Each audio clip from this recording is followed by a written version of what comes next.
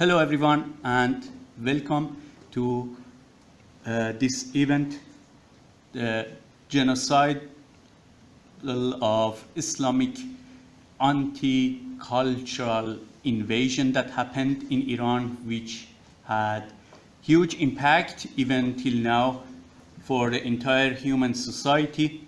As you may know better, you have seen the problems near where you live, even in different countries. But I'm going to give a short introduction how this event started and how the idea of this happened.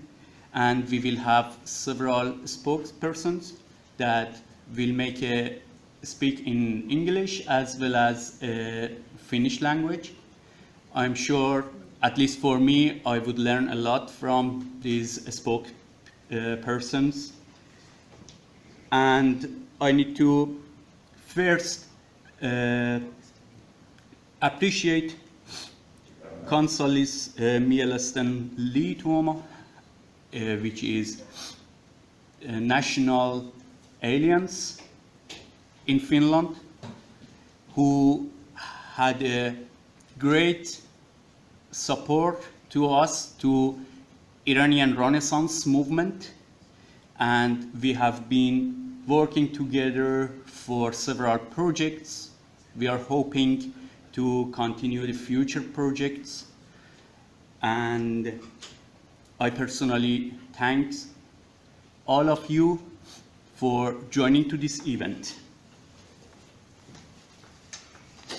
I'm sorry that because of flu, I need to use my napkins sometimes. I am from Iranian Renaissance movement, Arvin Adriyan, and in this event we are going to bring the news about what has happened almost 14 centuries ago through Islamic invasion that happened in Iran, and how Islamic invasion caused murdering of innocent people, innocent children, and we will go through different side effects of Islam, not only about 14 centuries ago, but also about nowadays time and present moment, what is happening, how we were starting to be now sitting in this event all together. I would say I'll give the whole honor to Mr. Vesa Apo, which I am so pleased that he's with us now, though he was so busy with so much work. It's our pleasure. And the idea started in almost July 2018, some months ago, that we were sitting in a political group, which like friends with same mindset and ideas. We will talking how we can protect perhaps not the entire human society, but beautiful Finland from Islamic invasion. So with Vesa and some of our Iranian friends, during discussion we came to this idea that what if we bring this genocidal event, which is from 16th November to 19th November every year, the time that Islamic invasion happened in Iran as a first Indo-European country that has been suffering from Islamic invasion. And let's bring awareness about this sad moment that has happened, not only for remembering those who have lost their lives, but to think how we can make a plan for the better future related Islamic invasion. And to me, it's not a personal matter, but to all of us. We should think Islamic invasion can happen near to us everywhere. And it's good that we have a good example of this history that has happened in Iran now, that we can get some lesson to how to go wiser concerning protecting different countries against similar invasions. And what happened really? It was in this time, 16th to 19th of November, when the main Islamic invasion happened, and it continues 400 years till Islamic invaders could get the control of the entire Iranian plateau. 400 years means simply native people were not welcoming Islam to their home, to their lands. So it has been entering to their home countries by sword, killing innocent people, woman slavery, teenager slavery, getting Iranian teenagers, if they are a girl, as a sex slave, if they are boy, as a, again, kind of sex slave who has to work as a servant in a Arab Muslim family. So you would think that it was just full of sorrow, full of sadness, 400 years. And this part which now I want to say, it's very important because it can happen even in your country, similar case, if we don't really stand against this Islamic invasion.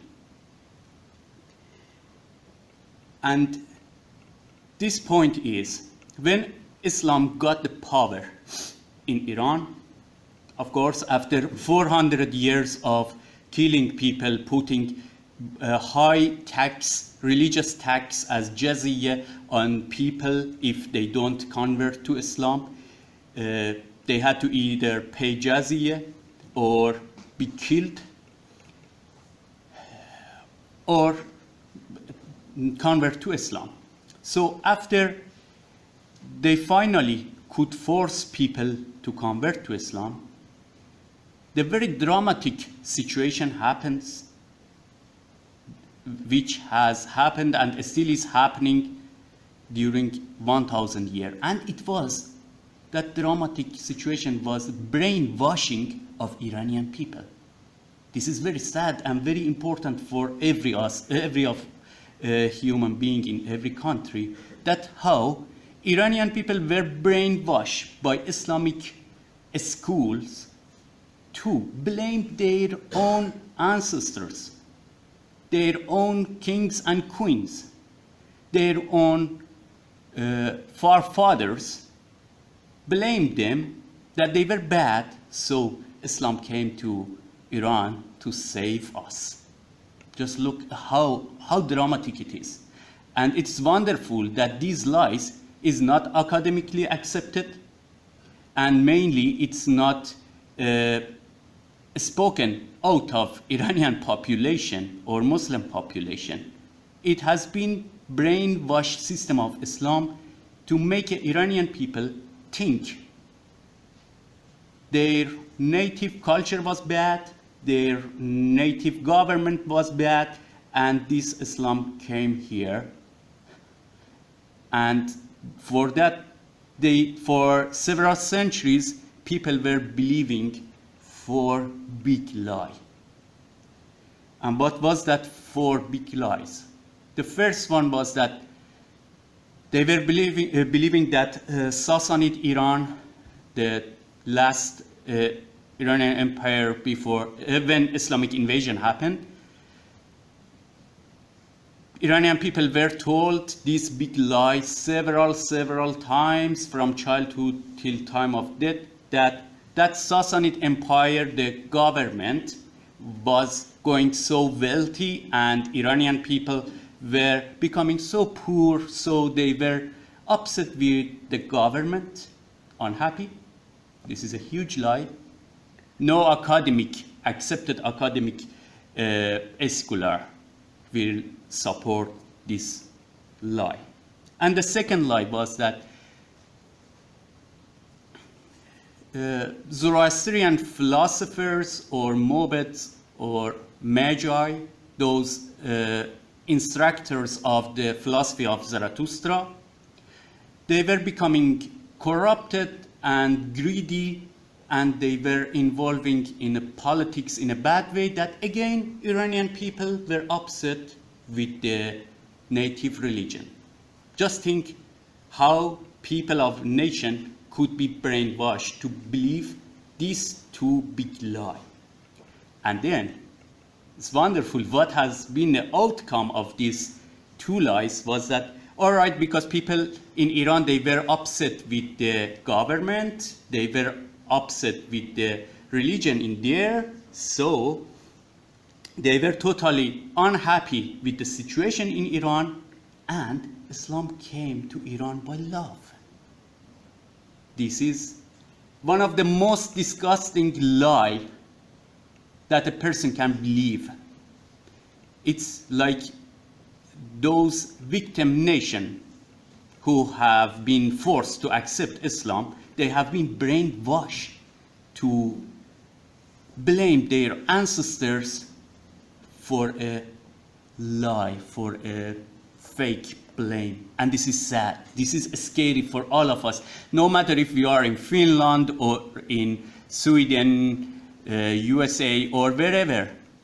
Just look, when the mosques, Islamic centers get powerful, how they can brainwash the population that if now we don't work to waken up the nations, the country's patriots in the opposition to the Islamic invasion of the world, this can happen to the next generation of the future people in any country. Let's not allow this to happen. Let's not children in any country be brainwashed to blame their native culture and their ancestors considering Islam. Well, now I want to shorten my speech, and I would like to invite Mrs. Hena Kanava to the stage. Please welcome her. We are honored to have her as a spokesperson among us.